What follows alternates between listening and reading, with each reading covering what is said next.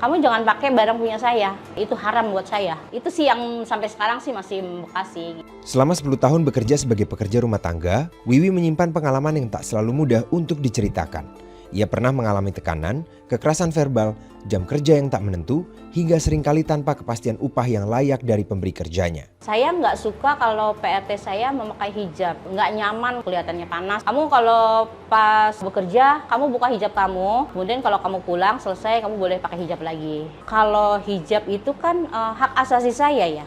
Dan saya pun, suami saya aja nggak boleh loh kalau saya harus buka-buka hijab. Saya bilang kalau memang Anda mempunyai peraturan tidak apa-apa, tapi saya sendiri punya prinsip.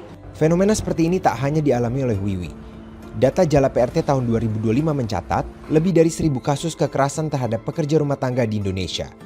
Kasusnya beragam, mulai dari kekerasan fisik, psikis, ekonomi, termasuk juga perdagangan orang. Bahkan, hanya beberapa hari setelah UU PPRT disahkan, 2 PRT nekat melompat dari tempat tinggal majikannya karena tak tahan dengan perlakuan yang mereka alami.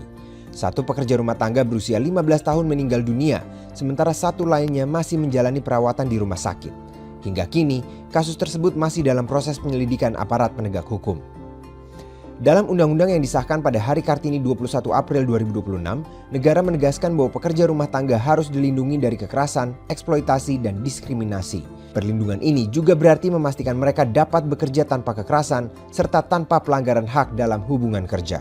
Meski menjamin perlindungan dari kekerasan dan diskriminasi, undang-undang ini belum mengatur sanksi tegas secara langsung. Sejauh ini, penyelesaiannya masih mengandalkan mediasi, sementara sanksi lebih lanjut menunggu aturan turunan dari pemerintah. Karena persoalan PRT ini kan bersumber dari bias ya. Bias gender, bias kelas, ras, feodalisme, perbudakan modern. Yang itu sudah mengakar kuat beratusan tahun. Dan selama ini pemberi kerja sudah menikmati privilege dari PRT. Maksimal dimandatkan dalam undang-undang 1 tahun. Itu udah lama itu. Membuat PP itu bisa cepat kok.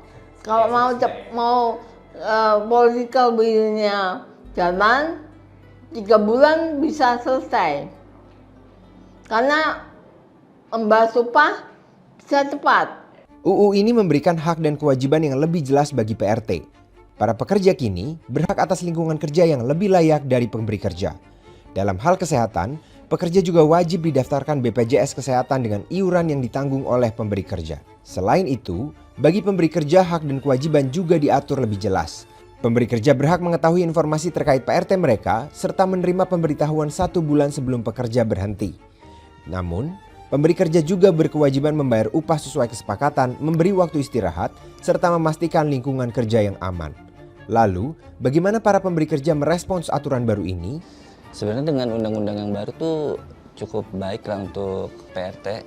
Karena mereka dirasa jadi lebih profesional pekerjaannya. Karena itu menghargai aja lah. Karena kan perannya mereka juga sangat membantu kita gitu kan. Yang kita, apalagi saya dan istri tuh dua-duanya bekerja gitu kan.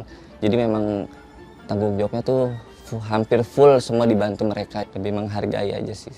DPR menegaskan, undang-undang ini bertujuan melindungi hak asasi manusia kedua belah pihak, baik pekerja maupun pemberi kerja. Sekaligus menghapus pandangan bahwa pekerja rumah tangga adalah kelompok yang bisa direndahkan dan menempatkan hubungan kerja pada posisi yang lebih setara dan saling menghormati.